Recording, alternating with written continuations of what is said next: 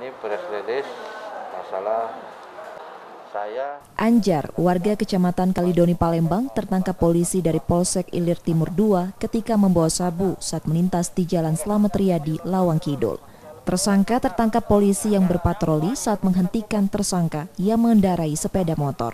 Saat diperiksa, polisi mendapati 1 paket kecil sabu di saku celana tersangka. Pada polisi, tersangka mengaku sabu yang dibawa untuk dikonsumsi sendiri, yang dibeli dari salah satu pengedar di Palembang. Tersangka juga mengaku sudah memakai sabu selama 3 tahun. Proses penangkapan ini kita ada pada saat kita memang ada tiap hari, itu namanya ada hunting. Dapat di Manggar tadi. Manggar 1, Manggar 2?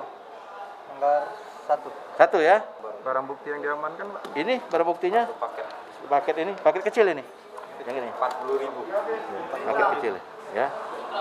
Dia udah 3 tahun pakai ini. Kini tersangka ditahan di tahanan Polsek Ilir Timur II Palembang untuk proses pemeriksaan. Sementara polisi akan rutin melakukan patroli karena maraknya peredaran narkoba di kawasan tersebut. Reski Oktora, Muklas Diferensial, Kompas TV Palembang, Sumatera Selatan.